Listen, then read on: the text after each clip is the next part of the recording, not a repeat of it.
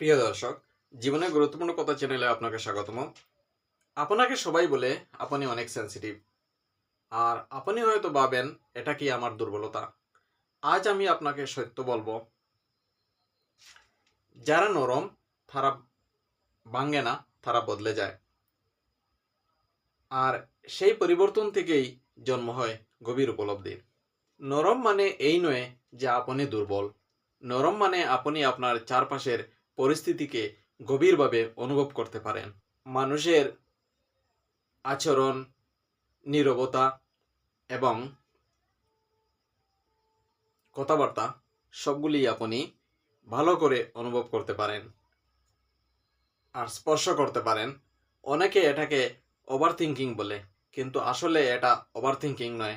এটা হচ্ছে আপনি যা বুঝতে পারছেন তাহা অন্যরা বুঝতে পারছে না, তাহারা অন্যরা ভাবতে পারছে না। এটা হচ্ছে আপনি যা অনুভব করছেন তাহা অন্যরা করতে পারছেন না। আপনি যাহা ভাবছেন তাহা অন্যরা ভাবতে পারছে না। আপনি যাহা দেখছেন তাহা অন্যরা দেখেও দেখছে না। কিন্তু কষ্টের এটাই আসল কারণ নয়। কষ্টের কারণ হলো আপনার সেই গভীরতা আপনি এখনো কাজে লাগাননি, আপনি লুকিয়ে রাখেন। আপনি আপনার উপহারকে দুর্বলতা ভেবে লুকিয়ে রাখেন। একটি রিকোয়েস্ট, যদি আমার চ্যানেলে নতুন হন, চ্যানেলটি সাবস্ক্রাইব করে পাশে থাকা বেল আইকন প্রেস করুন। এখন আমি আপনাকে 3টি ধাপ বলবো।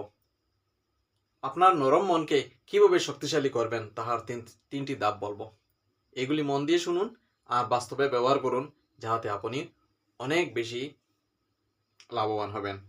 প্রথম ধাপ হচ্ছে আপনার নিজের অনুভূতির প্রতি সচেতন হন। আপনার অনুভূতি হচ্ছে আপনার মানসিক বার্তা। এগুলিকে দমন করবেন না, এগুলিকে সারাদিন রেসপন্স করুন। দ্বিতীয় ধাপ হচ্ছে সীমা তৈরি করুন।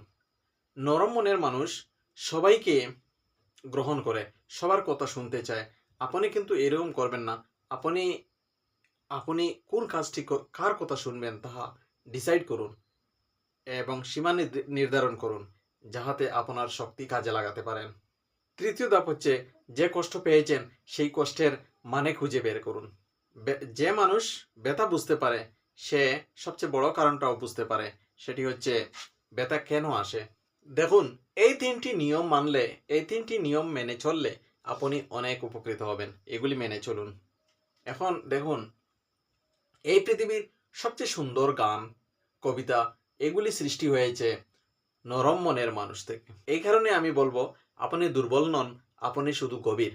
আপনি যদি নরম মনের মানুষ হন, আপনি যদি গভীর অর্থ খুঁজে বেড়ান, তাহলে এই চ্যানেলটি আপনার জন্য। আর কমেন্টে লিখুন, আমি গভীর মনের মানুষ। তাহলে আমি বুঝতে পারবো যে আপনি আমার একই। ভালো লাগলে একটি লাইক দিয়ে দেবেন। ধন্যবাদ।